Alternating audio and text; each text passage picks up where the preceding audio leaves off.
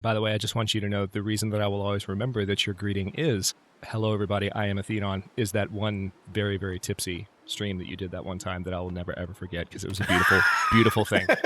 That might have been the moment that like endeared me to you, that really just made me go, okay, this man is amazing. I want to sit in his stream every night.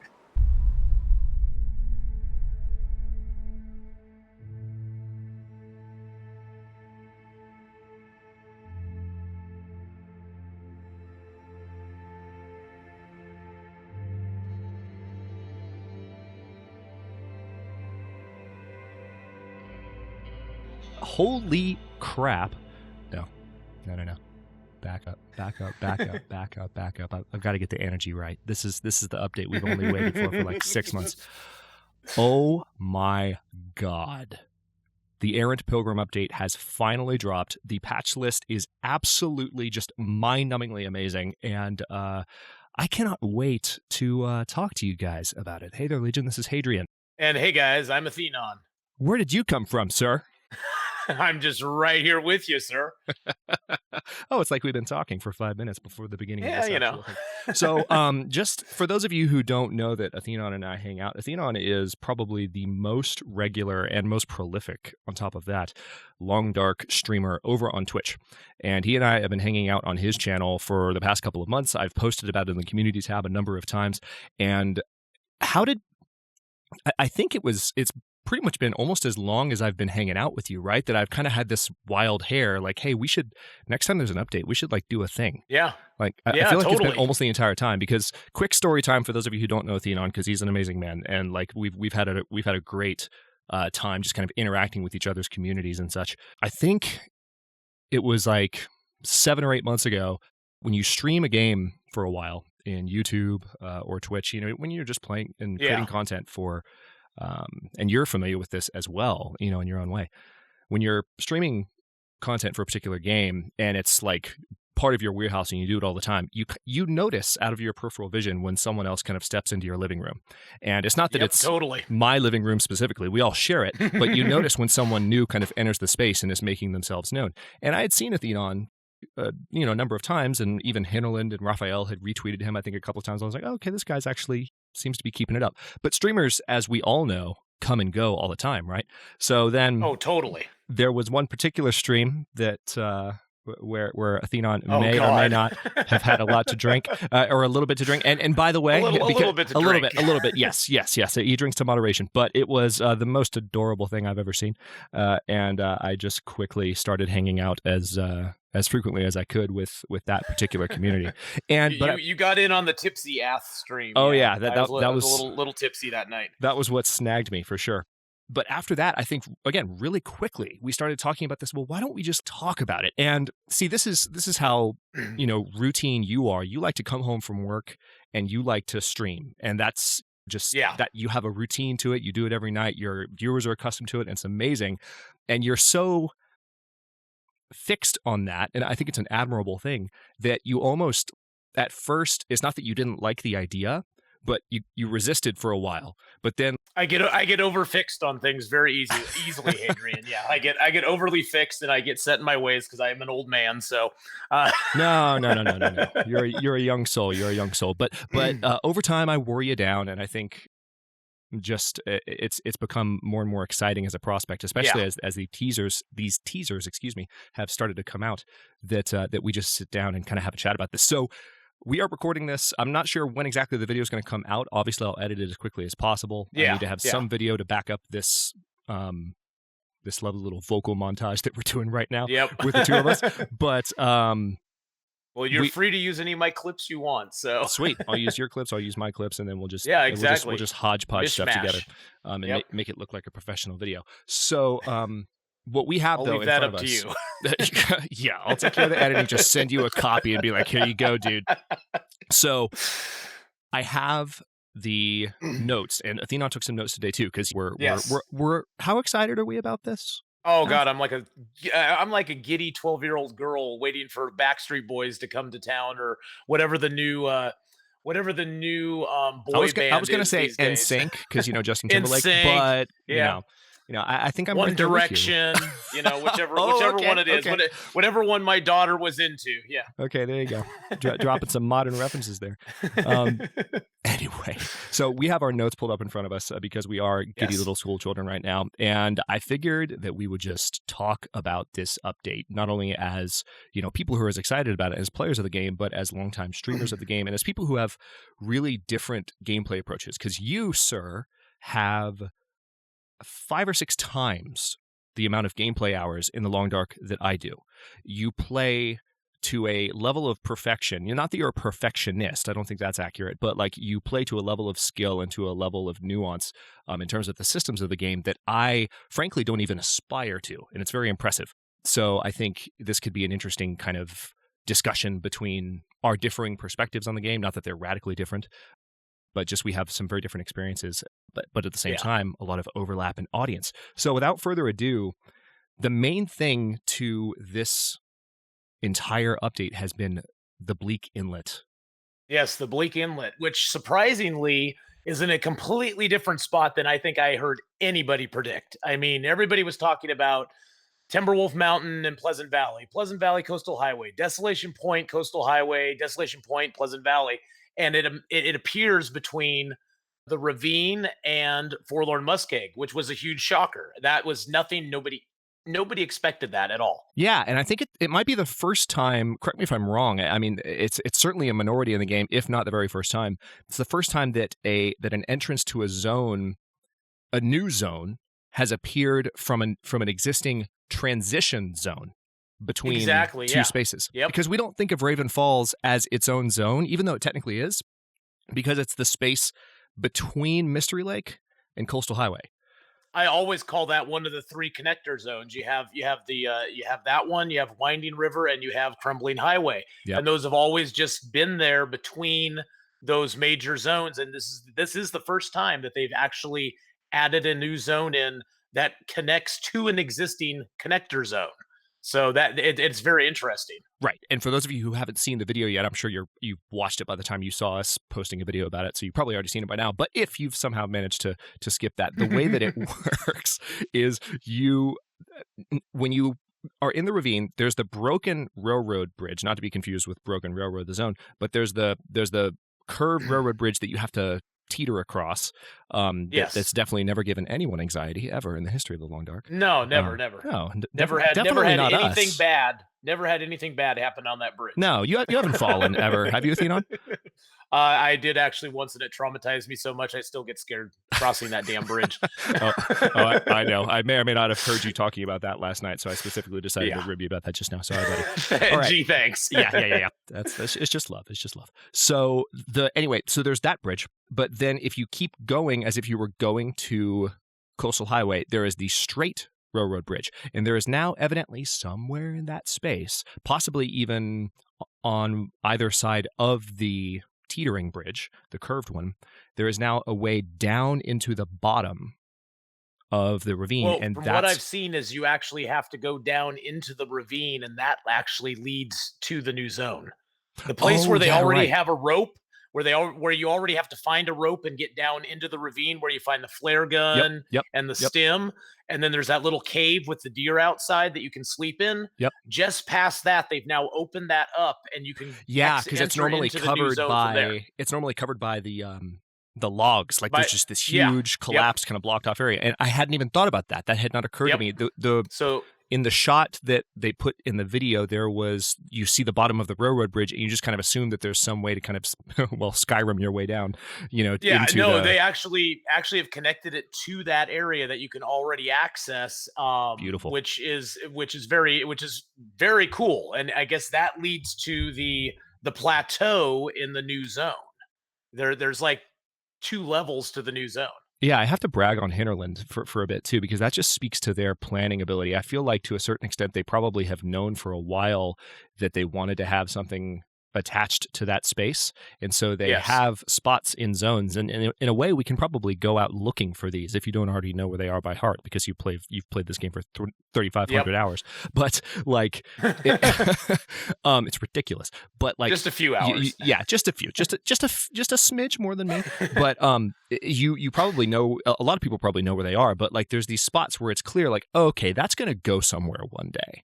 And that spot in the ravine, to your point, I didn't even think of that, but that's been that way. Me either. For the longest time. So that's just freaking fantastic. Yeah. But it's always been a dead end down there, and there was no way out except climbing back up the rope, which a lot of people found challenging for various reasons. So right. So now what they've done with this new zone, and this is not necessarily new information. One thing that they teased a few months back was that, or maybe it was like a month, I don't remember how long ago it was, but one thing that they teased was that the zone could only be fully unlocked in terms of its potential if you access it from two separate points. And from what I've been able to glean from Raphael's description, the zone has a top level that does not in any way allow you down to the bottom level. So I'm guessing they're not even going to allow a spot. They might even use like overhangs with cliffs to where you can't safely, use that word Skyrim down and actually, kind of billy goat your way down into the zone.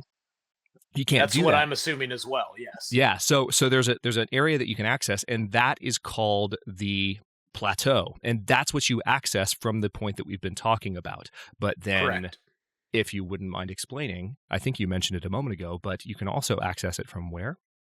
You can also access it from Forlorn Muskeg, which it's always been curious in Forlorn Muskeg, when you're on the side of Forlorn Muskeg that has the forge, there's like 3 caves against the wall. And I've never understood why they had just 3.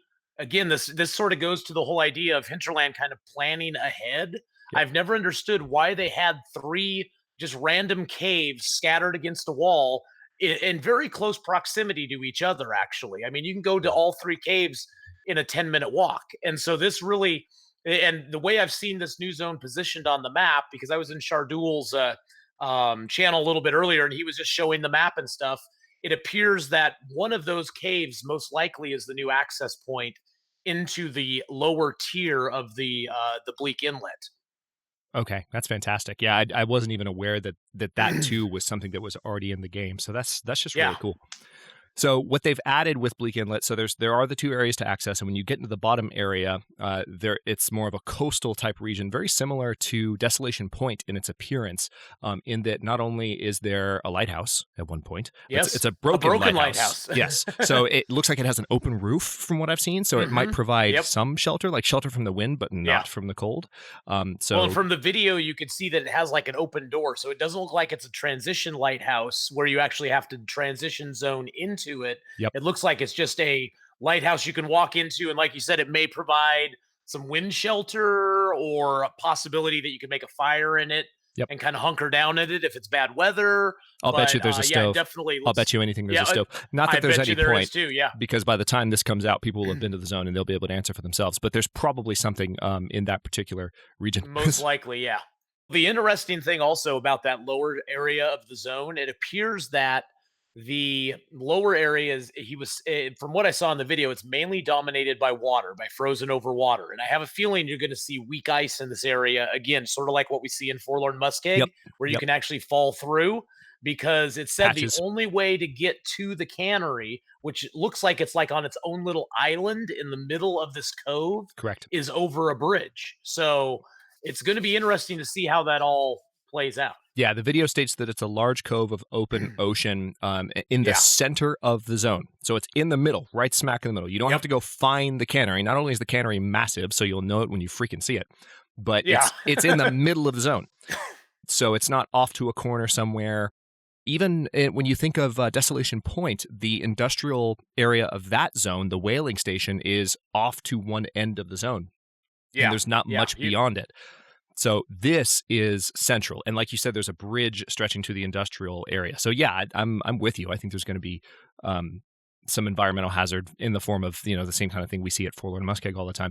So one thing they've noted as well, and again, this might be to some degree figured out by people who have played the game by the time that this video is released, but the overhang area, the plateau that you access from Raven Falls, is there's a radio tower that you can access while you're up there. It's called the Radio Hut, according to Raphael. And based on the way he talked about it, he did mention that there was something that you had to do from, as I mentioned, one location in order to get to like the full potential of the zone. You have to access it from two separate points. And he says, all he says in the video is this, that there is an important relationship to the abandoned cannery, that the Radio Hut has an important relationship to the abandoned cannery. And he also says in the video about the workshop in the cannery, if you can find your way in. Yes, you caught that and I didn't. And also if you notice, there's a door that seems to have like a keypad access panel that you have to do something with. I'm thinking that there may be like only access to that workshop when the aurora is happening, that you can open the door. I'm not sure. And maybe there's something up at that radio tower that has to do with that, where you have to flip a switch up there or get a code up there. Yep. Who knows? I was about to say you'd have to find a code, because we already have in the game, especially if you're listening to this and you haven't played The Long Dark in a while and you haven't caught this on a video or a stream that either of us have put out. One thing that's been in the game for 2 updates now, if not 3, but no more than that, is that there is in the Milton region, I think this has been in there this has been there as long as Milton's been there. There are now houses with keys.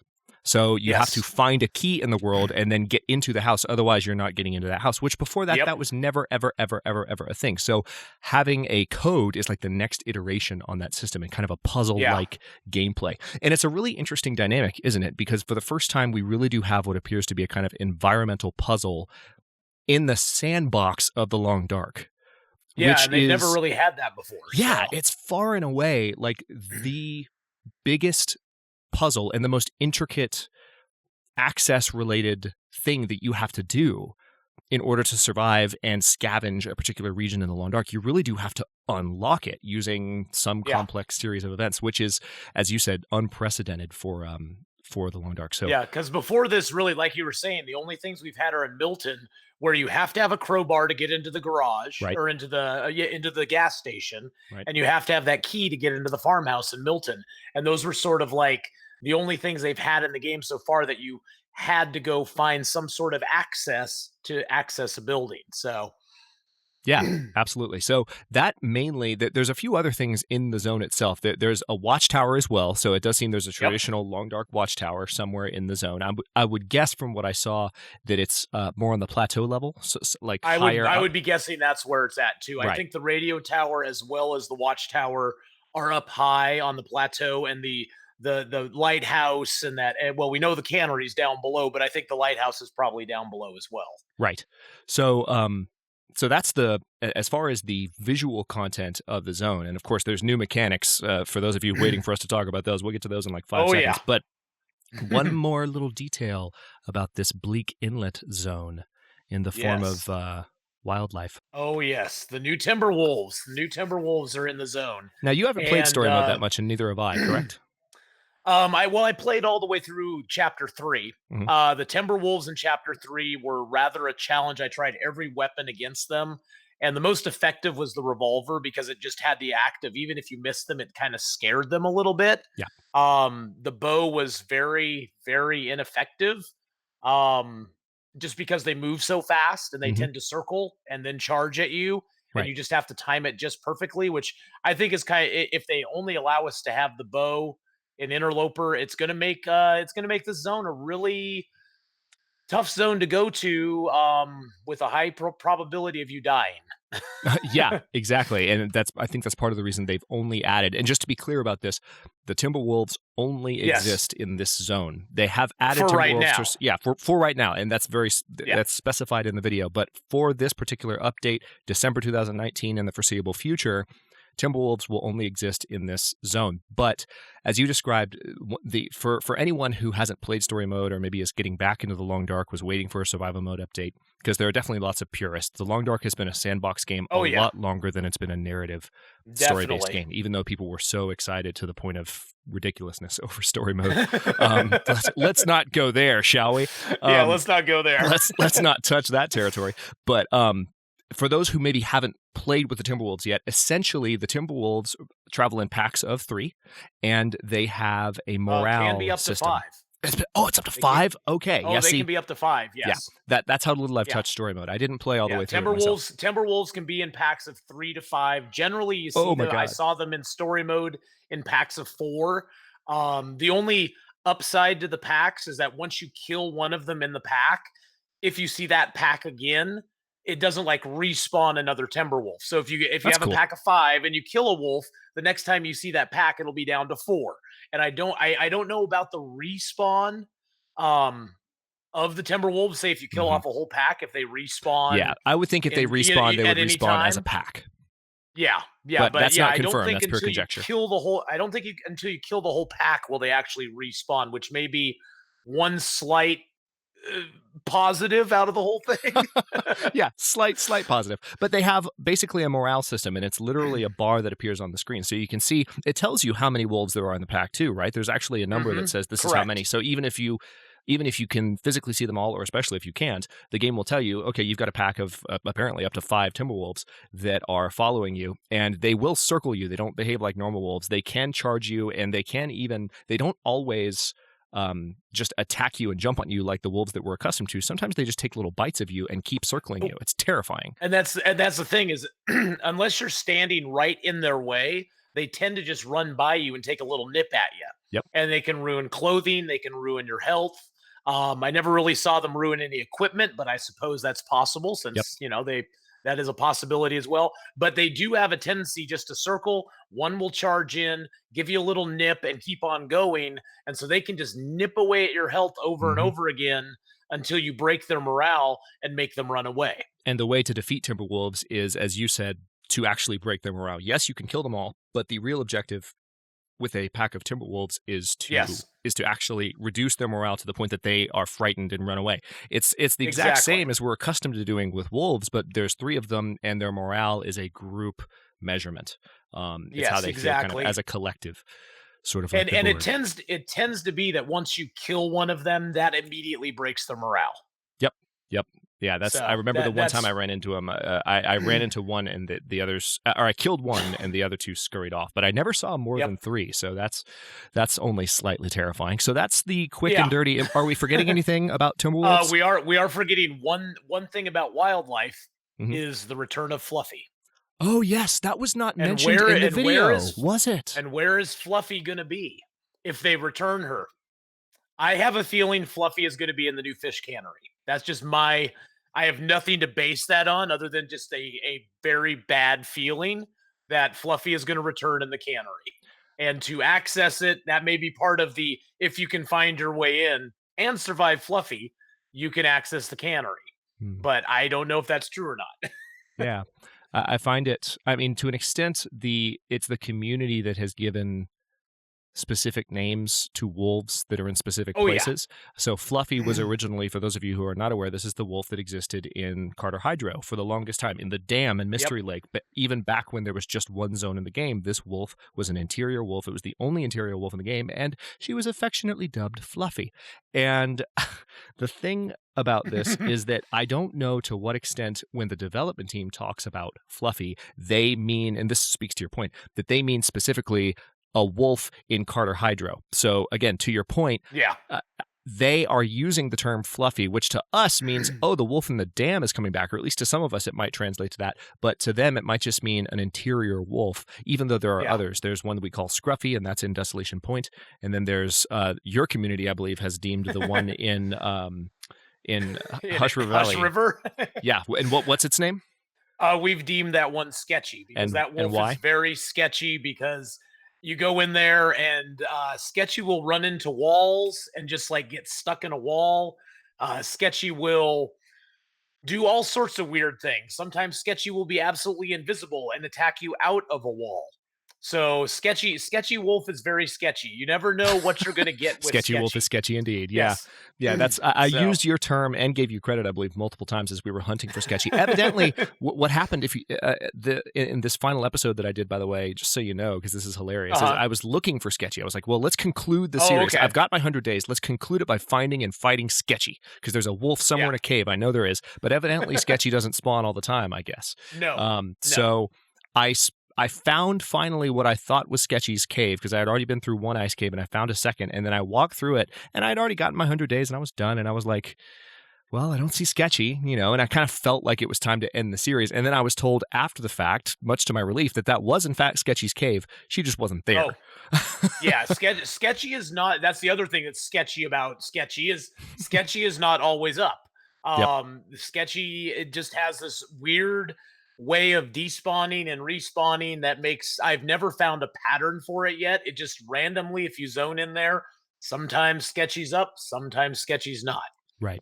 So I think we've tortured the good people enough, Atheenon. Okay. We've talked a good bit about the new zone, but what people time to move on to the crafting. Right. Yeah. I think people are even more excited about the crafting, because I mean, it's one thing to talk about a new zone, and that's always something that people are really hyped about. But new mechanics that can potentially affect gameplay for the entire game have been added. So why don't you walk through some of the basics of what's been added once you arrive at this particular location? Because we've already kind of laid the groundwork by describing the zone and what you might need to get into the what is it, the cannery.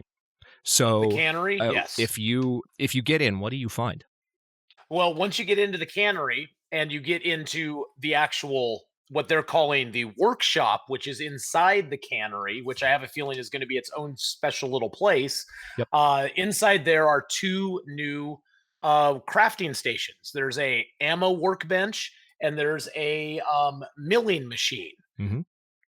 And the ammo workbench, you can actually craft bullets on, and you can also craft what they're calling gunpowder cans and cartridges for. And it's 3 separate craftings for those. The bullets are one craft, the gunpowder cans are another craft, and the cartridge combines I was so excited too. Into the actual shells that you can use in your guns. Right. And did you see what the car what needed to be, what you need in order to make bullets? Yeah, I was just gonna say the most exciting thing is, boys and girls, batteries now will have a use. Batteries are not just for keeping aliens away anymore. Or for floating in place like you have in that one save, because they moved the car. Atheenon moved the car. They had a car on the road somewhere in Pleasant Valley before, like 2 or 3 Pleasant Valley revisions ago. At the crossroads, yes. Yeah, and so there's a battery that was once that you had placed on top of the car, right? But then they moved the car. Put on top of the car. Yep. Because the I battery. Usually, for those of you who don't know, the reason I put batteries on top of cars is that for me, it's just a very good way to see that I've already looted that car from a long distance away. So if I'm walking down a road and I see a car and I'm like, God, did I, it's 300 days into a run and I'm like, God, did I loot that car or did I miss that one? If I see a battery up there, I know I've completely looted it. So that's why I do that. Such a genius. That's why I do that. Other than that, it keeps aliens away. If you put the batteries on top of the cars, I guarantee you will never be abducted by an alien in the game. So you can take that to the bank. Right, exactly, because aliens are everywhere in the long dark. But now I won't put batteries on top of cars anymore, because you can take a battery now, boys and girls, and you can harvest it to get lead from the battery, which is what you need to make bullets. And it takes 1 piece of lead to make 6 bullets at the ammo workbench in the cannery. So that's kind of cool, is that we have a use for batteries now. It sounds like we're going to be lugging a lot of batteries from Pleasant Valley and Milton. Yep. We're going to be taking those batteries and taking them to the new zone to make bullets out of them. And speaking of gameplay discussion and coming at this from like a more experienced perspective, where we both played a crap ton of the Long Dark, we've both played a lot in front of other people. Mm-hmm. Something that I think people are going to be interested to hear about specifically from us is, how does what you just mentioned kind of affect the overall game as we know it? Because I've talked to you on your streams in the past about how it kind of irks me that when you play Interloper, and you've pushed back against this, rightly so, you don't have to necessarily go straight to the forges, but if you want your tools in Interloper, you have specific places that you need to go to, and not just specific places you need to go, but you need to bring specific things. In the case of the heavy hammer, those things are heavy. Literally, it's in the freaking name of the item, and you need to get them to that spot. And so now, not only are all of those mechanics still in place, right? But we also have this new workbench that's been added, the ammunition crafting workbench, that's Yep. going to require not only that we lug car batteries around, now we might be able to break them down I believe without we the will be workbench. able to harvest them. Yeah, I think we can. From what I saw, you can just harvest them into the lead. I Okay. have no idea how much the lead is going to weigh or anything like that, but you can harvest them in advance if you want to. Were you playing at work today, Athena? No, You swear? I swear. Cross your heart? I just was watching. I was just watching the video. Yeah. He knows a lot about the update for someone who just got home from work. Just saying. Anyway, so well, I have all my notes here, sir. Right. I have all my notes. It actually takes 1 hour to make 6 bullets out of 1 piece of scrap lead. So you were totally and it looked from the video, it looked like you got 1 piece of scrap lead from a car battery. So gotcha. So yeah, you were watching it in a lot more detail than I was, especially to those moments. I think what I was doing is I was taking notes on one monitor and kind of had the audio going for the video. You got some video cues. That's awesome. So speaking of ingredients, and I think you might have started to touch on this a moment ago. So bullets obviously are one thing, but there's also gunpowder, and that uses an ingredient that is already in the world, charcoal, and then dusting sulfur and stump remover. Both of which are in the game as discoverable items now. And I've already found some dusting sulfur in a couple of different spots in Pleasant Valley in the game, just in my first couple of moments of test playthrough. So it's open world where you're going to have to redo the loot tables, buddy. Like we'll see. I want to start. I'm not going to start a new interloper tonight. I'm going to play on a couple older ones just to kind of go to the zone immediately. But I definitely want to start a new interloper with the new loots and see if our loot tables have been affected, if they've actually randomized any of the staple items like the bedroll and the heavy hammer and the hacksaw, and see if that stuff has changed at all. Because I'm always curious to see if Raph will finally pull the trigger and give us randomized loot tables in Interloper, because I would love that personally. Right. I wouldn't be surprised if that made it into the game eventually. I think as they continue to iterate on systems, sometimes you have updates. And he specifically polled about this or something similar to it a few months back. I don't remember what the question was exactly anymore. Maybe you do. But he asked everyone, do you prefer he was asking about themed updates, but I feel like it was either the same question or a question around the same time where he was talking about a kind of a content-based update where there were new zones and new mechanics versus a kind of update to the existing mechanics style of update where there's refinement. And maybe I'm imagining that or thinking of another game, but I think that there's definitely room for some refinement to existing systems. And we've seen that in this patch to a degree. But one more, and by the way, about gunpowder, before we move on to the final component of awesomeness that has to do with making ammunition, the thing that I'm personally most excited about, because it's an addition to the existing game that just adds a layer of depth to something we've been doing the entire time we've had the game. But before I go there, gunpowder is crafted using those 3 ingredients. Did you notice whether or not you needed to be at the ammunition workbench for that, or can you just combine those? That is at the ammunition workbench. You have to be at the ammunition workbench for the bullets, the gunpowder cans, and eventually the cartridges.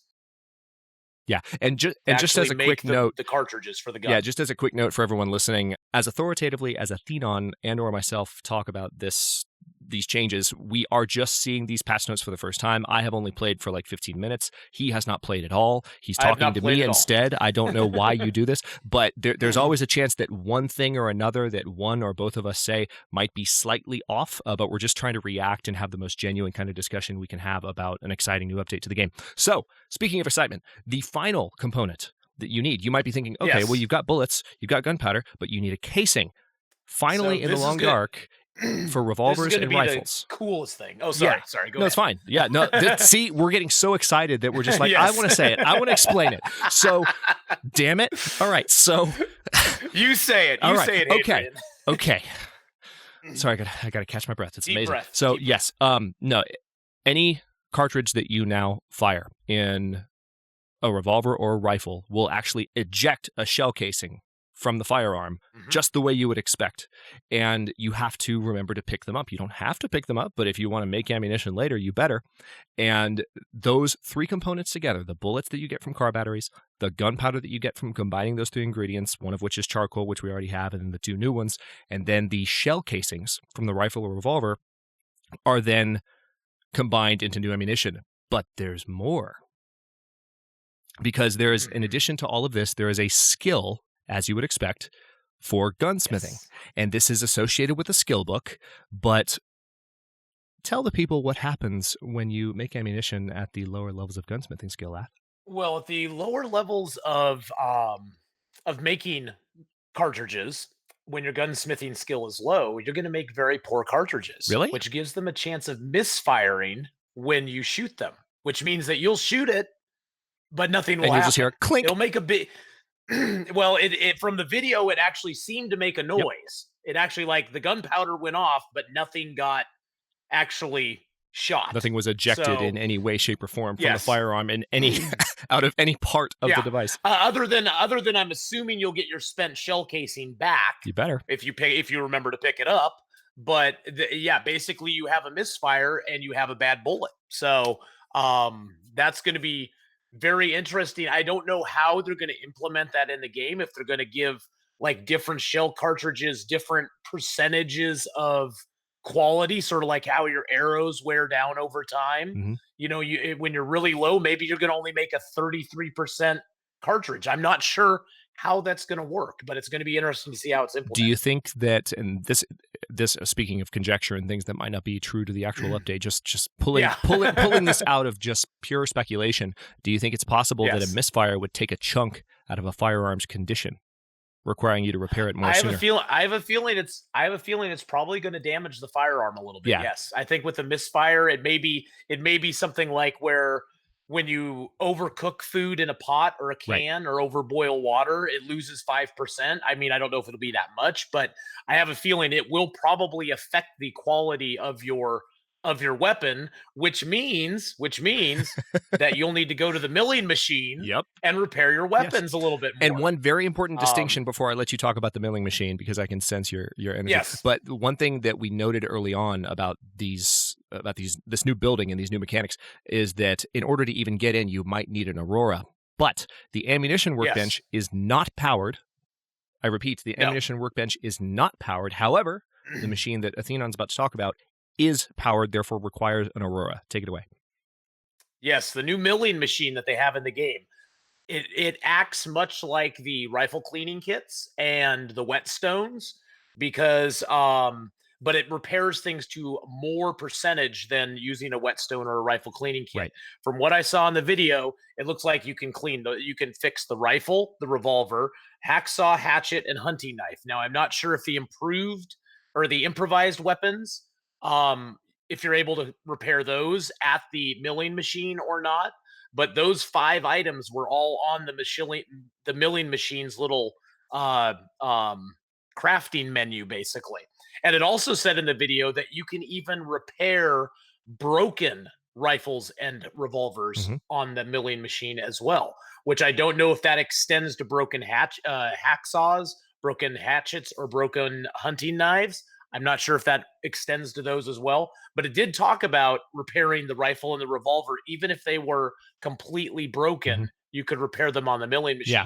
Now, that leads me into thinking that, and this is total conjecture, but one thing I've always wondered is, okay, they're implementing the whole thing with the ammunition workbench, the whole thing with the gunsmithing skill and all that. They've been playing around in Interloper with giving us a revolver every once in a while. There's been several runs in Interloper where in Hush River Valley, I found a revolver with 2 or 3 shells, and that was it. Yep. I'm curious to see if they actually implement a revolver, possibly in the new zone, possibly in the cannery, and broken, that you'll need to repair before you can use it, with a very limited number of shells, which make it a very limited use type item, sort of like the flare gun, where you just have a very limited amount of stuff you can do with it. So you aren't just going to go around shooting up everything all the time with it, because you only have 5 or 6 shells to begin with. Right. And that's actually speaks to a really, going back to this whole topic of how much are these new mechanics going to change the existing game that we know. Like, Yeah. we started talking a little bit, and I think we got sidetracked just talking about the amazing, thing that is this Yeah. update. But us get sidetracked. no, Never. we definitely don't get distracted easily. Me, certainly not. I'm known for being 100% focused and never making any mistakes in my Let's Plays. But we were talking about, stop laughing at me. We were talking about this, just how much this is going to affect the existing game and like taking things to a new, having to lug even more things around. That's right. We started talking about aliens and lost that entire train of thought. But yes, exactly. we're now having to carry more things around to this location. That's one change. So what do we think about that? But the other thing is one that you just touched on, which is that now there is a way for the limited ammunition that has always been a factor in survival in the long dark, the idea that you can find a gun, but it's only going to help you for so long before you have to switch to man-made implements, or just implements that are more living off the land, bow and arrow and such. What does this do you think, to the long-term game for people who are hardcore survivalists, or even maybe for intermediate players who have never played a long game, either because they haven't wanted to or because they haven't been able to quite get that far? Well, I think especially for stalker players, I know one big frustration a lot of stalker players have expressed to me is it always seemed like they got to rifle or revolver skill 5, which is great, but then they have nothing left to shoot. For the stalker players, it'll just give them the ability to continue using the rifle and the revolver, which they're comfortable with. They'll have to do a little more work to get the shells to use with it, but they're going to have a chance to actually continue using it. Whereas of right now, before this update, they'd get to level 5, have a handful of shells left, and then be forced to go and switch over to the bow, which a lot of them just don't feel comfortable with. Yeah, and I think that's the main thing that people can focus on as like the change to this. But I think there's a nice balance to it as well, because for the people who are concerned that maybe this takes away the challenge to a certain degree, like this takes away something by removing the limitation on how much ammunition exists in the world.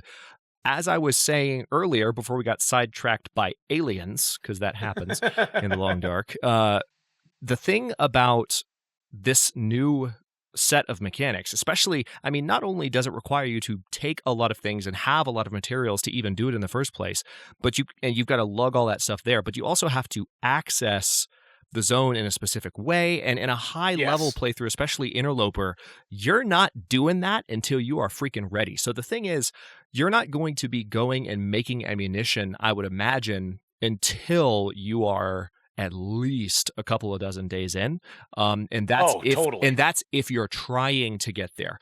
So I think that there will be a healthy kind of distance between, even on a lower level playthrough where you find more ammunition, between the start of the game where you find all your ammo and maybe start using it, and there'll be kind of a, for lack of a better word, a lull in between where you start to dip down in terms of how much ammo you still have to conserve, but you're working toward that eventual goal of getting to this new zone and using these new mechanics. And maybe you can be, if you find gunsmithing books, you can be reading them along that entire way so that you can be building up your skill before you attempt making ammunition, and therefore not wasting any of your valuable, because we don't know for sure whether or not the misfire completely destroys, like you were saying earlier, some of the casings, for instance. A misfire might destroy a casing. It might rip the case, because that's what happens in certain types of misfires. It may just explode and destroy the casing, damage your weapon at the same time. So you're going to want your gunsmithing skill to be at least at maybe like level 3, which you can usually get off of 2 or 3 books if you find them. Right. So like you said, I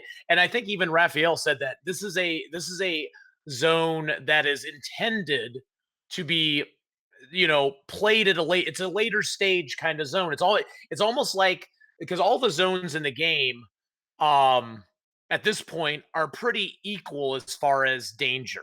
There's wolves, there's bears, there's moose, but there's not really any particular thing in them that puts them at a higher potential danger than any other zone, other than maybe just lack of knowledge on how to get around the zone, which is something that anybody can acquire if they play enough. Well, there are Timberwolves in this zone now. Exactly. I was just going to say, this new zone has a new component in it that no other zone has, and that is the Timberwolf, which I think is going to make it a very scary thing for a lot of people. They'll be like, I don't know if I want to go in there right now. And even for experienced players, is going to make us think twice. Do I want to go in there and possibly lose my run just to make a few shells? Maybe not until I get myself better prepared and have have a moose hide cloak for the protection, because I'm thinking that the protection factor of a lot of clothing is going to come in very handy against these new wolves Yep. that like to run by you and take a little nip.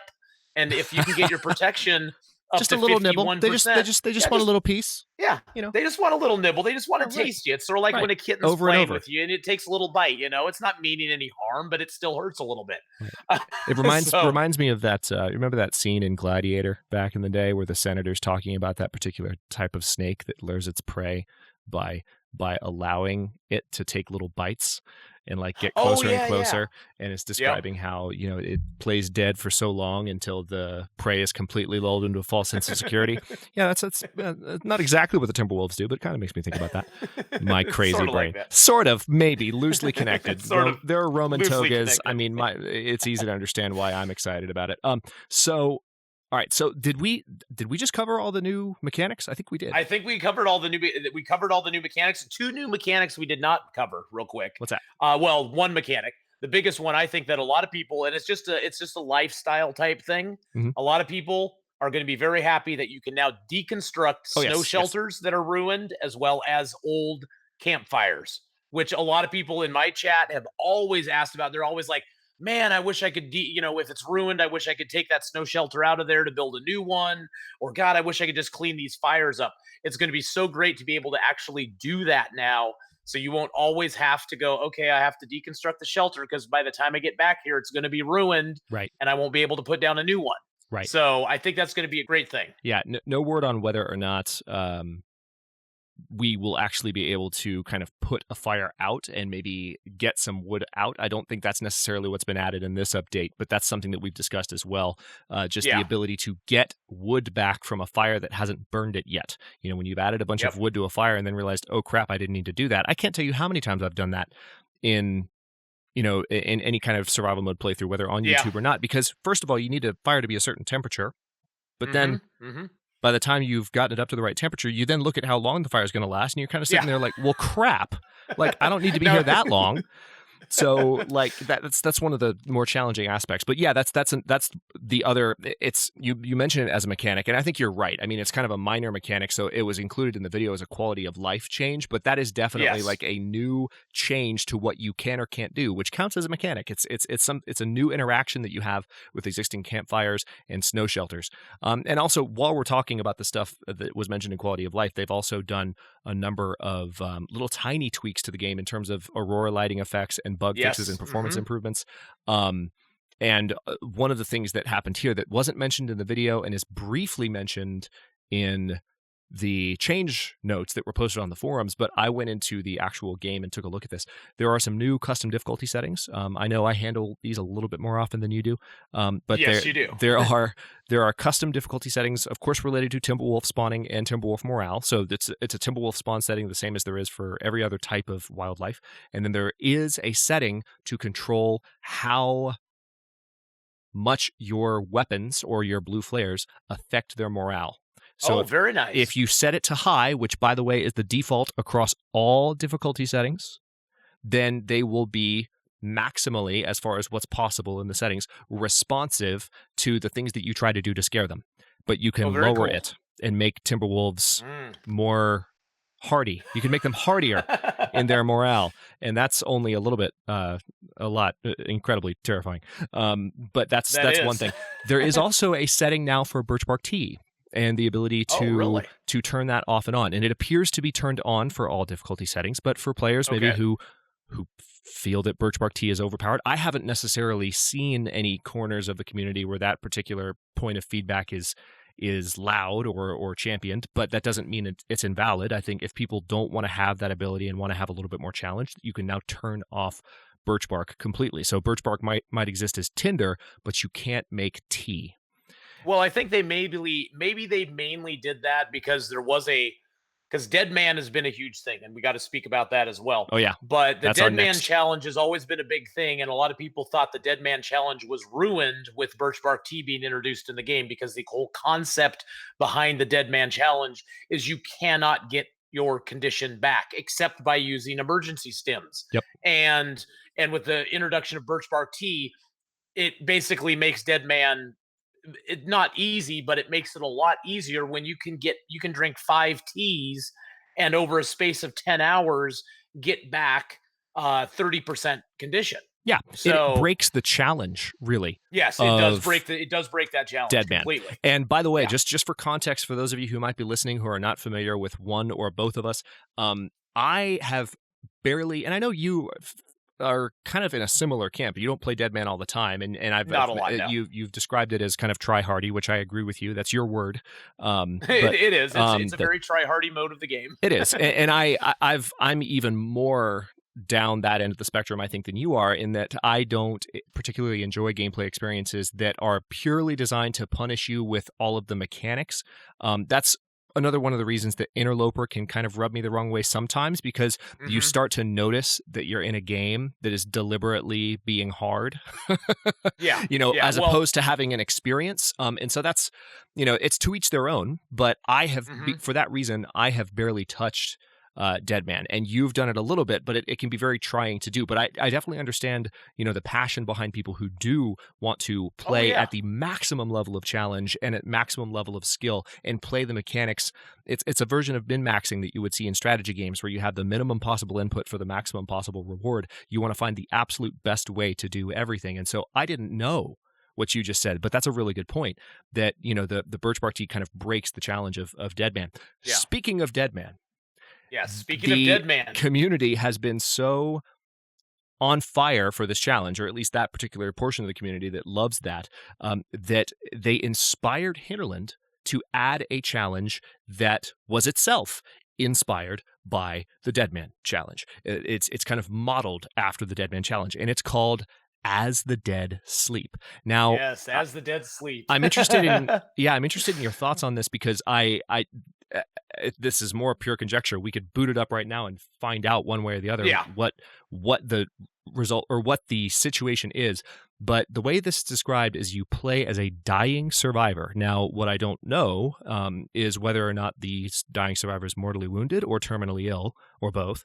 So it's not specified how they're dying, but they're dying. So there seems to be there's an element where you are racing against the clock, and there probably is not a definitive, kind of like timer on the screen so you would know how long you have. You just kind of have your life bar, maybe, and it might be slowly ticking downward. And your goal in this challenge is you have to pay respect to lost souls. And apparently the reason that you're doing this is that there are some kind of unspoken ills, some unspoken sins in this survivor's past, and they are trying to atone in their final moments by pushing through the punishing environment of the Long Dark and visiting these 5 different grave sites. This is the little cross that Raphael teased on Twitter, for those of you who saw it. Yes, it is. Yep. And he describes in the video that the last of them will be very hard to reach.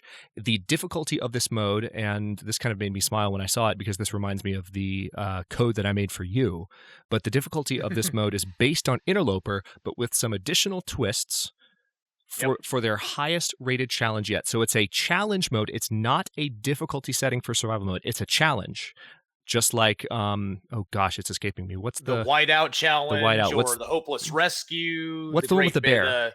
What's the one with the bear? Is it the Well, I can't remember the one with the bear. Yeah, what kind of Long Dark players are we? Yeah, I know. It's like not the Great Bear. There are 2 parts. The Hunted. Thank part you. 1 and 2. Yes, the Hunted part 1 and 2. Good God. Yeah. What kind of players are we? We can't even remember the challenges. Well, to be honest, I have barely ever played the challenges. I played them like once each and kind of left it at that, because generally that I'm excited. The thing I'm most excited about this challenge is generally my biggest complaint about the challenges is that difficulty level wise, they're sort of set between Voyager and Stalker. So as far as survivability in the challenges, I've never found it very hard. Right. In the challenges, although the challenges, like most other things in the Long Dark, are permadeath. So if you die in a challenge, you're dead. I mean, you have to start the challenge all over again. But the difficulty level's never been that hard. And I'm actually very excited to try this new challenge and see what it's all about, and see it, because it sounds like he's incorporating some of the stuff that's involved in Dead Man, which I have a feeling means we're going to get no recovery rate at all. There's Yeah. going to be no at-rest recovery. There's going to be no sleep recovery. So whatever your health is, when you lose it, you lose it. You lose that condition forever. And maybe you have like a 1% bleed off per day, which would be terrifying. Possibly, yeah. Possibly, like a very slow tick down, in addition to whatever else, like cold or wolves or Timberwolves affects or hunger or anything. Yeah. Yeah. So very excited about the As the Dead Sleep challenge. And it sounds like the As the Dead Sleep is also going to incorporate some story type elements, because I believe in the video he mentioned that with each grave you visit, you learn more about what is going on. You learn it sounds like it's sort of crafting a story into this challenge as well, which is kind of exciting for them to do. Yeah, I think it's frankly, I think it's really exciting. The Long Dark has always been the reason that going back to our difference in play styles, which I've mentioned a few times while we've been talking, the way that I play the Long Dark, and there are a lot of people who are listening who might not even realize this about me, because I don't necessarily I don't broadcast it that loudly. I mention it every once and again, but I play games with my imagination, period. If a game doesn't really engage me and draw me in and enable me to really enter into an experience that's immersive, even if it's really technically well designed and a really challenging game, it's not as interesting to me. And I think that one of the reasons I've always been drawn to the Long Dark is that it has a really good balance of both of those elements in a way that doesn't turn me off at all. And matter of fact, it's quite the opposite. I play these games, and even though they are very challenging, and I play through 100 days, more than 100 days, I've never played from much higher than 150 on a solo playthrough, just because, again, playing ad nauseum is not my style. I keep going because there's just this inherent narrative to the just determination of this ambiguous survival character to just make it to the next sunrise. And the fact that they are doubling down on this in a way that not only is more challenging, but also adding narrative, I think it's going to maximize the kind of potential for the Long Dark in terms of the kind of story that it can tell. So I actually I haven't completely sworn off the challenges in the Long Dark. It's just been a while since I've recorded one, because I prefer, again, the Sandbox style immersive play where there's not a script. But this has me intrigued because I feel like it's kind of something that I want to capture. So and I think the Sandbox has always been so appealing to so many people because, for yourself, you can play the Sandbox multiple times, and each time it's telling a different story. Yep. That is what I mean. Yep. There's a lot of the same mechanics and a lot of the same things that you kind of need to do, but it's always a different story with a different exploration of where am I going to find things that I can utilize? Where are certain animals going to be that I can harvest or do, and it just makes it exciting. Which is why, by the way, I don't play story mode on my channel, because what you just described is what I want. That's what I want to record. And so again, that's this challenge, As the Dead Sleep. I'm really impressed that Hinterland has incorporated something that was plainly, we're not making this up. It's in the update video. The Dead Man Challenge is mentioned by name in the update video. Yeah. That is something the community came up with. How freaking awesome is that? That they took something that we made with their game that was designed to just crank the mechanics all the way up to the maximum level, and they said, this is amazing. Let's turn this into a cool story and a challenge. Yep. So I'm really excited about that. Speaking about things that make the game easier or harder, and on the subject of kind of mechanics, there is one other thing on the change list that was discussed in the video that I don't think we've touched on yet. Well, there's two other things, but as far as gameplay, there's one more thing, and that's the new feats. So I've got the notes on them. I went in because they don't describe them all in detail. You can't screenshot the video at this point.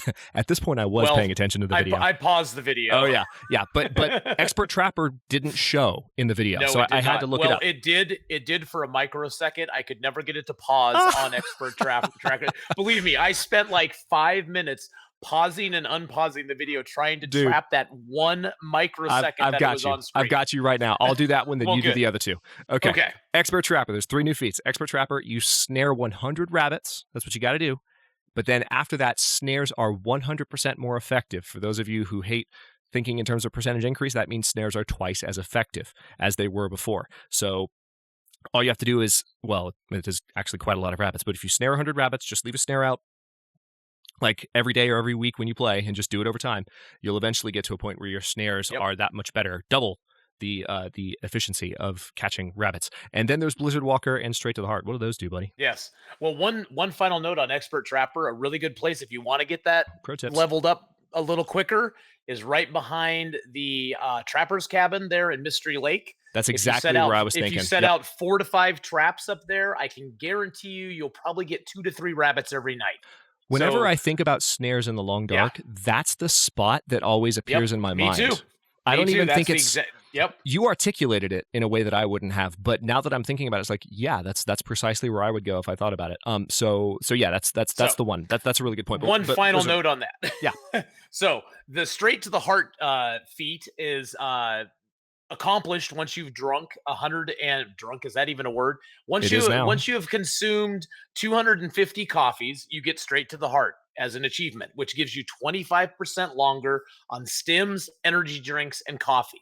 So they'll last 25% longer than they usually do, which is going to be great for coffee. I mean, you get a nice hot cup of coffee, so not only will the coffee give you energy longer, but I'm having a feeling it'll probably give you warmth longer as well, because it'll extend that time out beyond the 1 hour that it usually gives you. So it'll give you like an hour and 15 minutes of warmth as well. So that'll be kind of interesting. The text from the feat reads, after your user consumed 250 coffee, effects last 25% longer. So that is an interesting question. Is that referring to, because there's 2 separate effects. Yeah. There's warm up and there's energy boost. Is it both of them, or is it the stimulating aspect? Is it the straight to the heart part? Is it the caffeine or the energy stim part? But that's a really good point. I'll be curious to see how that lands. Because right now, the one nice thing they added into the game is when you go into your character menu where it shows any of the afflictions you might have and stuff. Yep. It now has a actual representation of whatever curative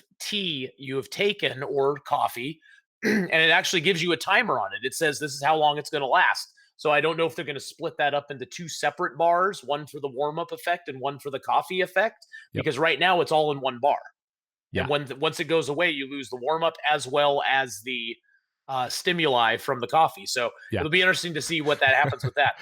The other feat that they have coming up for us, and this is the one I'm actually most excited about, is Blizzard Walker. I'm so excited, dude. Oh my God. How many times have you been walking along with the wind coming right in your face, and you're like, God dang it, I'm just walking, and I cannot move very fast. Because the wind is totally not programmed to blow in your face at all possible times. It's totally not. That never happens. The game intuitively knows what direction you want to go, and it blows the wind in the opposite. I've always held to that fact. Right. So after 20 days outdoors, you have to be outdoors during a blizzard. During a blizzard. 20 periods of 24 hours. Yes. 20 days of 24 hours. So so it's a lot of time. It seems like it isn't that much, but it is a lot of time you have to be outdoors in a blizzard. So find a cave to sit in.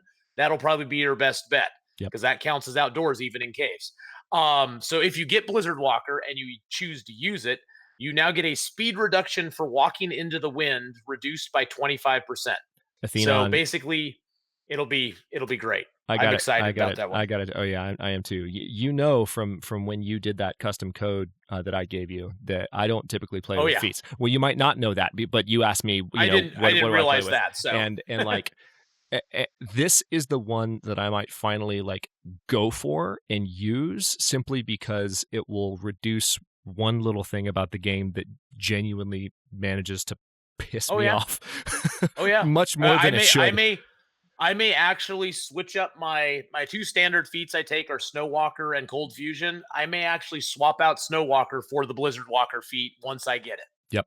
It's fantastic. So I think now there's one more notable thing, and if you don't mind, I'll cover this last little point just because it's something that's always been near and dear to my heart. I've got a soft spot, not that you don't, but I've got a soft spot in just about every game that I play religiously on the channel for the soundtracks of the games that I play. I happen to play.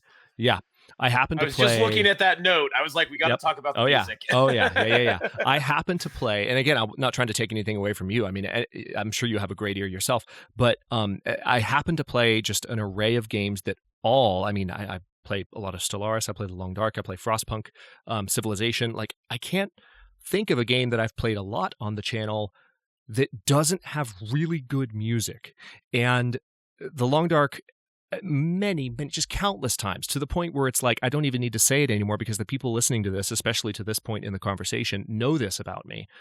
Like, I will shut up sometimes when certain tracks are playing during a series, and I'll say what I'm doing. I'll just be recording Long Dark and be like, okay, we're going to listen to this for a minute. And for 2, 3, 4 minutes, it's just silent, no commentary, gameplay, just the environmental noise and the music playing. Yeah. Because the score is breathtaking. And Sasha, the composer for the Long Dark, has done 10 minutes of new music.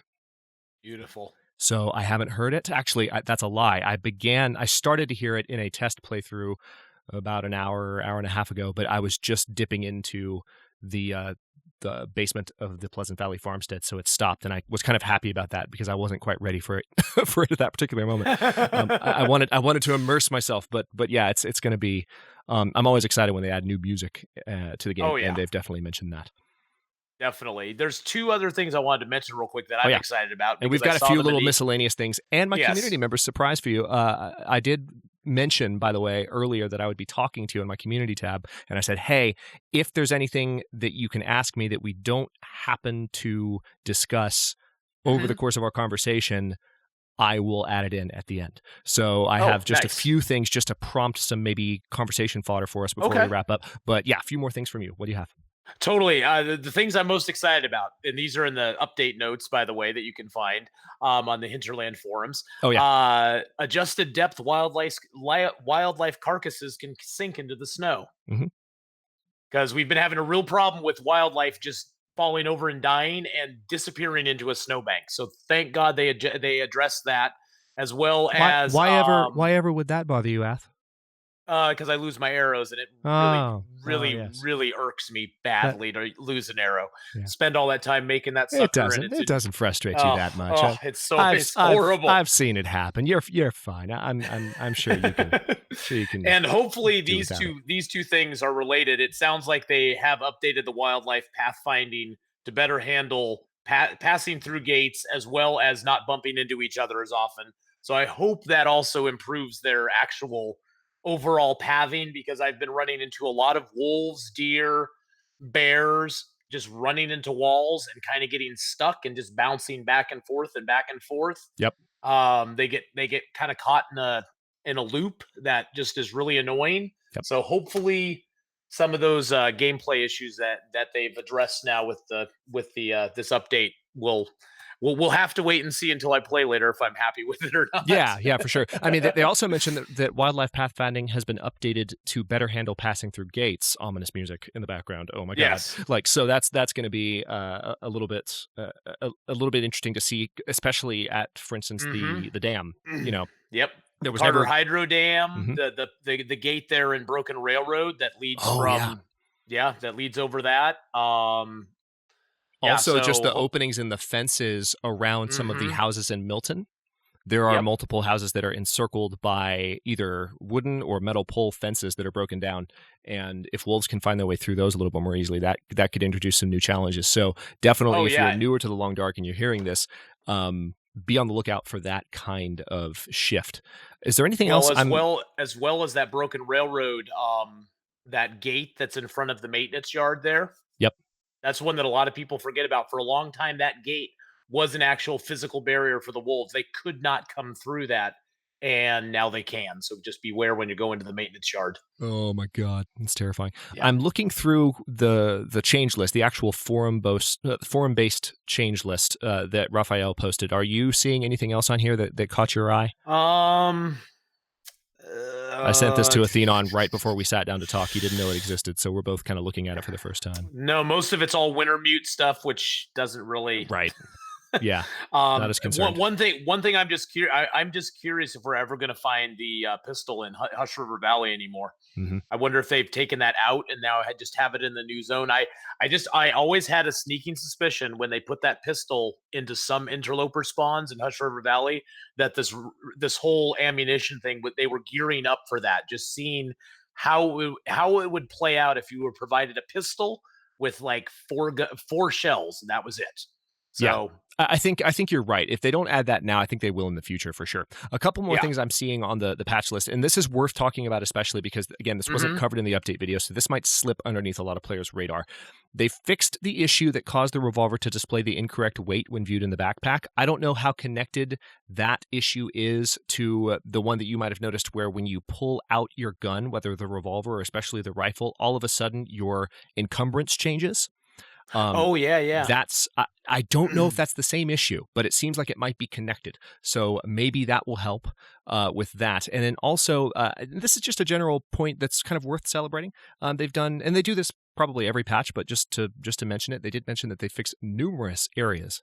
Where the player can become stuck. So that's good. So that's always a good thing, because you never want to lose a run, especially if you accidentally save. Like if you fall into an area that you're stuck in and then sprain, which has happened to me at least once because you fell. That's an instant save and you're boned. So you're screwed. You might as well just delete the file and start over at that point. Exactly. Yeah, you're done. So that's that's nice, for them to remove those areas. And then yes, there have been visual improvements to the Aurora and some bug fixes, but that is just making one last check. I don't want to gloss over anything. Numerous locations where player could get outside the intended play area. That may have fixed. There's been a bug forever where you could get into Timberwolf Mountain, I think from, where was it? Coastal Highway. There's one zone you could just keep going up and up and up and up, and it would eventually just push you into Timberwolf Mountain. They may have fixed that. I don't know.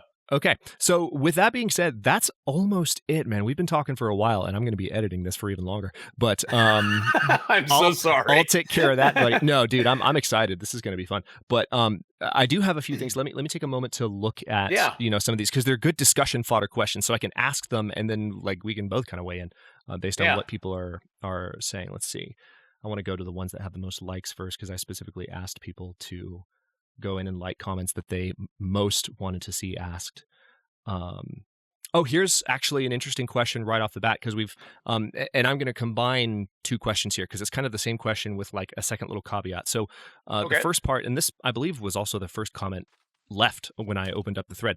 Weekly Times 5 asked me, how difficult do we think the new region is going to be compared to the other regions? You touched on this a little bit earlier, but specifically as compared to the other regions, do we really feel like this is going to be the king of the hill, or how does that compare in your mind? In my mind, it just from what I've seen, I've watched Shardul Gaming play a little bit today. So I have a little bit of knowledge of what stuff looks like. You were totally playing at work. Don't lie about it. I was not playing at work. I swear I have not touched the long dark since yesterday. But no, I honestly think this zone, if all the other zones are a 5, this zone is up at a 7. I think this zone is going to be extremely difficult, mainly because of the Timberwolves. The maneuvering around in the zone. I don't know if there's regular wolves or bears or anything in this zone, but just the presence of the Timberwolves alone, especially on Interloper, is going to make this zone a very difficult zone, not only to maneuver around in, but also with the access to the zone having to be accessed from 2 different points, where you can't just have free range. In most zones you can just go into, doesn't matter where you came into it from, and you have free range the entire zone. You may have to climb a rope here or go down a rope here or whatever, but you generally have access to the whole zone. Where this is a different mechanic with this zone, where it sounds like, from what Raphael's saying, is to fully utilize the zone, you actually will need to go into the ravine and get into the zone that way and do some stuff. And then go back all the way to Forlorn Muskeg and go into Forlorn Muskeg, which I know a lot of people hate Forlorn Muskeg, just due to the weak ice and especially stuff. on Interloper. Yeah, so now you have to go back to another zone that's very dangerous in and of itself for certain reasons, and access the zone from another point to get access to the cannery and the new workstations and stuff like that. So yeah, I think it's definitely stepped it up a level. Yeah. I really do think it's stepped it up a level. That speaks to something that the follow-up question that I mentioned. Brooke asked me, how do you think this new region will work for those that play on Interloper? And you spoke to that a good bit. And I think this also goes back to what I was saying much earlier about how there are things that you have to lug to specific locations, particularly in Interloper. So because Interloper is already that punishing and makes you, especially if you do decide that you want tools right away. The nice thing about Hush River Valley being added to the game is that there are improvised tools, that's the word I was looking for, that spawn in the world. So you can actually find improvised tools in Hush River Valley if you go there. But before that zone existed, and even now that it exists, that's still just one place that you have to go to get the thing that you want. And so it's like, okay, you have there that you can go, or you can go and, assuming you have the materials and you find the heavy hammer, which is a whole nother can of worms, then you go to your forge of choice. Again, there's 2 forges now. There's the one in Desolation Point, and there's the one and yes, I know there's a third, but I'm not mentioning that one because it doesn't freaking matter. It's way out of the way, and no one ever goes to Broken freaking Railroad for the forge. But anyway, I've actually started to go there on my runs, to be honest. Why? Why? I will make. Why would you do that? Here's my new that new strategy. Zone is hell incarnate. The only zone worse is Pleasant Valley. Okay, here's my new strategy. I go into Forlorn Muskeg. I craft a limited number of arrows, like maybe 6 or 8 arrowheads. At the forge. I knife my hatchet at the forge there in Forlorn Muskeg. Then I build another fire, and at the workbench there, I craft my bow and my arrows. And then I go to Broken Railroad, and then I forge indoors. I forge another 15 to 20 arrowheads there. You legend. So that's my new strategy. Because the main thing I was finding is that by the time I wanted to craft my bow and arrows at the workbench there in Forlorn Muskeg, I ran out of wood. I'd spend so much time crafting my arrowheads because I'd want to get like 20 to 25 arrowheads. Right. Because you lose a lot of arrows in the beginning of the game in Interloper, especially. So I'd try to craft like 20 or 25.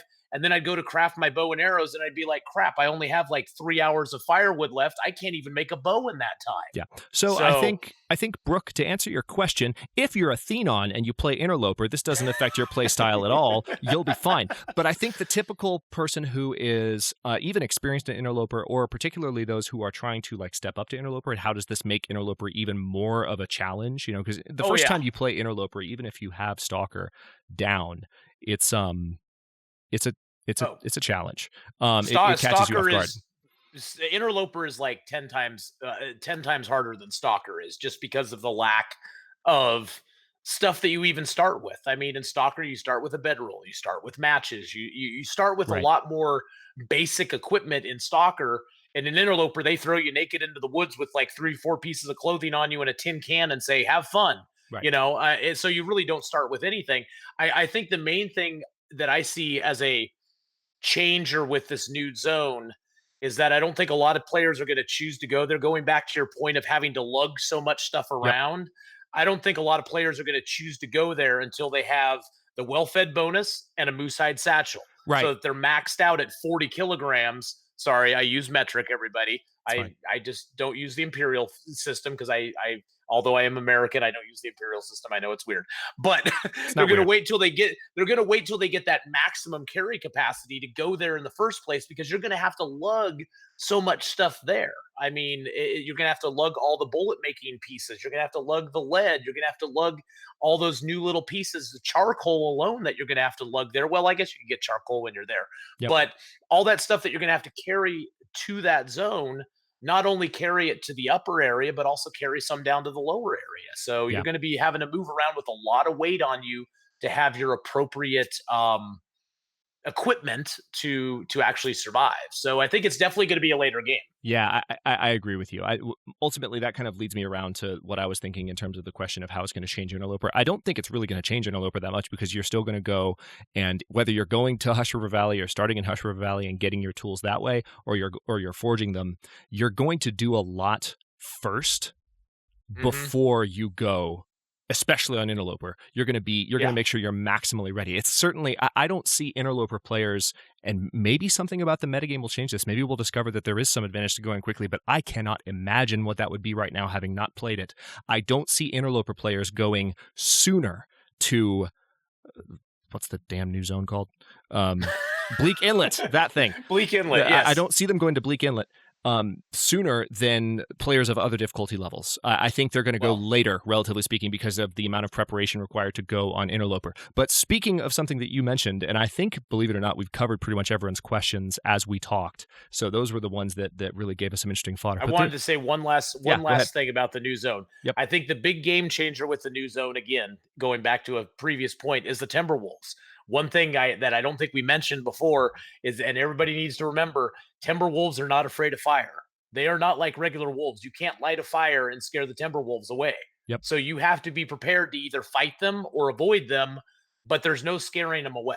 So that's going to add a whole new factor into that zone that you don't see with any other zone. Right. Well, there is scaring them away, right? You can scare them away with firearms, but not with fire, not with conventional means, is what you mean. Not with conventional fire. You can't just light a fire like you can with a regular wolf, and the wolf sees the fire and runs away, yipping and being all scared. Timberwolves are going to be like bears. They're going to be like, hey, I'll sit on this fire and eat you, and that sounds great to me. I'll be warm while I do it. So yeah. So sorry, I just wanted to put that last point in there. I just thought of that. So that's certainly true. And speaking of fire and charcoal, Darren asked, "This is fire indeed." We're both going to start doing the laugh if we're not careful in a second. Yeah, there we go. So Darren asks, as both of you are such big users of the charcoal, are you excited on getting more uses for it in this update?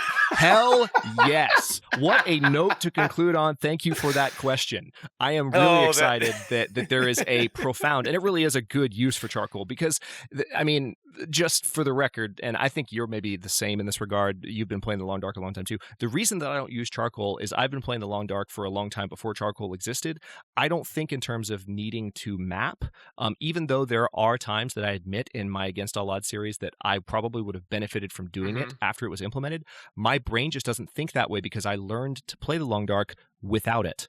And that's kind of a point of pride with me. So charcoal is a little bit useless. And when I saw that in the update video, I really was like, hell yes, there's finally something that I will be able to do with this that is going to be a meaningful addition, because in my custom playthroughs, I definitely do play with the rifle and the revolver still enabled, just in order to give myself that additional flexibility and not have to railroad myself to specific points on the map. And really having a firearm from the get-go is a main way to avoid having to do that. So having with the charcoal being a general support now for prolonging the use of firearms, especially at high difficulty, I'm incredibly excited. I mean, you'll be seeing me pick up a lot more of the stuff. Yeah, I mean, I'm about as excited about the charcoal having another use as I am about batteries having a use, period. Yep. Because honestly, to me, as an interloper player, the biggest problem with using charcoal to map is that unless you have an active fire going in most places, it is too cold outside to map. By the time you're done mapping, you're now getting hypothermia.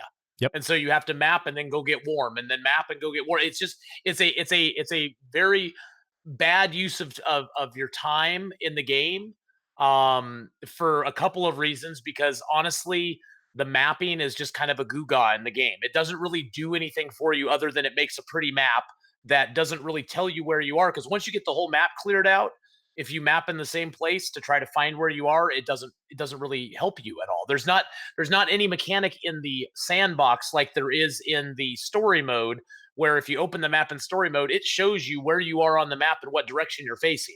Yeah. Now, I'm hoping down the road that at some point they're going to add a compass into the game that we can then utilize with a map that we have drawn to find out where we are. I don't know if that's ever going to happen, but it's a possibility maybe down the road. I mean, I would love to see blow up Raphael with that. I mean, that would be a cool use. I think that would make mapping an actual viable in-game component. Right now, in-game mapping has no purpose. I mean, it really does not. As far as, in my opinion, totally agree. I mean, in my opinion, it has no purpose other than to make a pretty map of the zone. Right, and I mean, I think to your, just. I understand completely where you're coming from. So I know that you don't mean this, but in a way that is that like new players might not understand correctly, but because this is the internet, just to be very clear, because misunderstandings happen all the time. Atheenon is not saying no, that if you they never happen all the time. that if you map, you're doing something useless.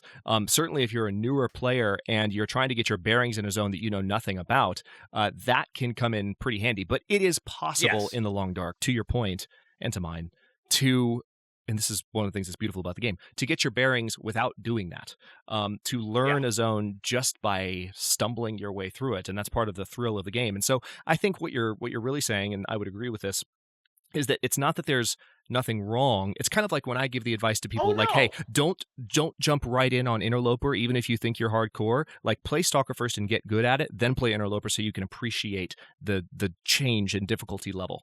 And you can appreciate the feeling of that, brutal new experience all over again. And it's the same thing, like in a very kind of similar way, at least in my mind.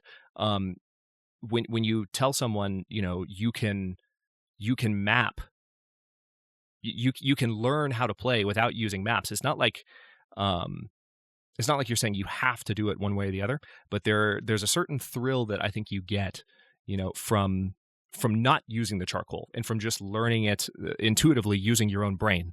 And that's I think what we prefer.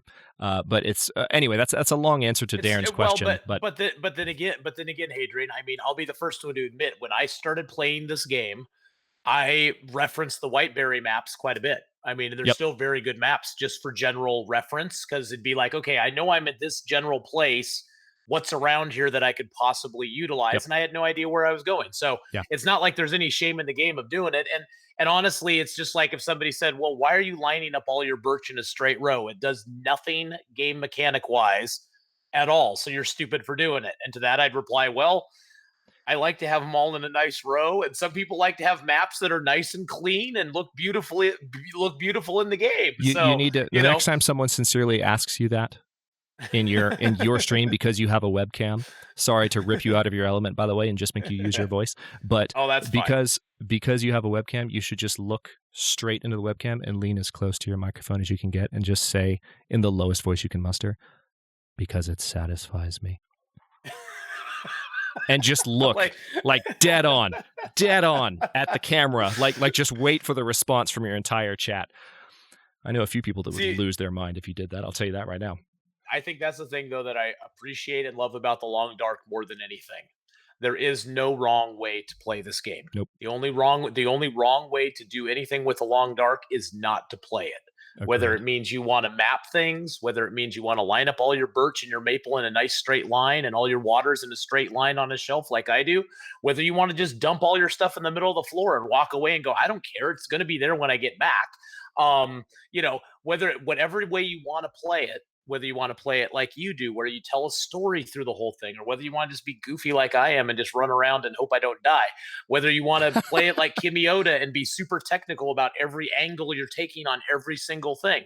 Right. No matter how you're playing it right, because you're playing it to the enjoyment of what you like. And that's the thing I love about the sandbox of this game, is it gives you the freedom to do that.